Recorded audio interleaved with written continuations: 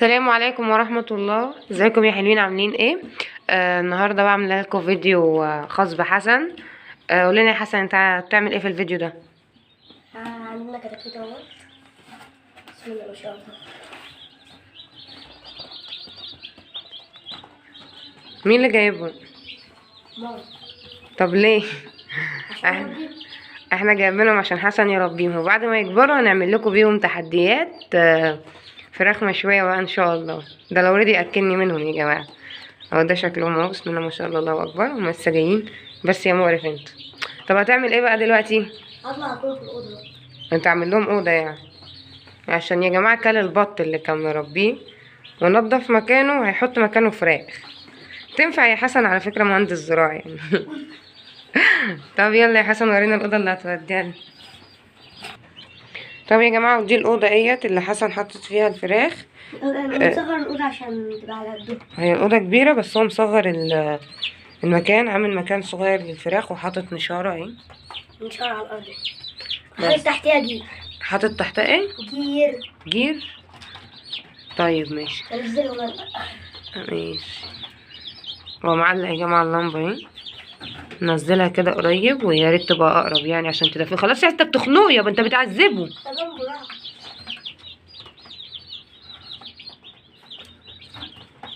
شكلهم حلو بس برضه بخاف منهم.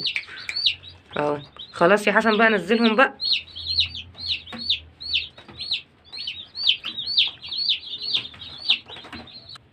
طيب ده العلف اهوت. وحطيت لهم علف صغير خالص اهو. والميه اهيت اهي. هحط فيهم شويه سكر، ولو ما عندكوش سكر بقى حطوا عسل. هات كوبا.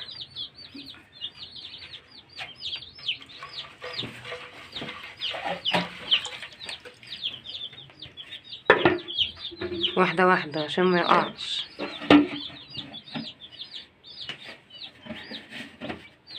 هوبا.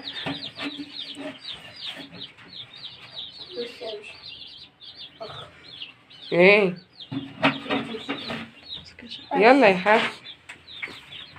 وقعت برافو برافو. خلاص سيبها وخلاص. صغير؟ لا بس شكلها حلو بجد. بس يا جماعة ده شكل الكتاكيت اهو، يعني بجد والله العظيم حاجة في منتهى الجمال. دي بقى كانت نهاية الفيديو. ننهي بقى الفيديو وهعمل لكم فيديو تاني بقى لما الفراخ تكبر، عشان نعمل بيها تحديات انا وهو.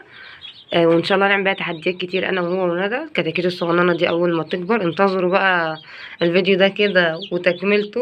هيبقى ليه جزء تاني لما الكتاكيت دي تكبر في التحديات. تابعوني بقى للاخر واشتركوا في القناه بتاعتي، وما تنسوش تفعلوا الجرس وتدوسوا لايك وتقولوا لي رايكم في الكومنتات، وتقولوا لي انتوا بتربوا ايه في البيت زينا كده او حاجه مختلفه. بس وده حسن بيلعب مع الكتاكيت عادي، مش هينزل النهارده. اشوفكم الفيديو الجاي. سلام.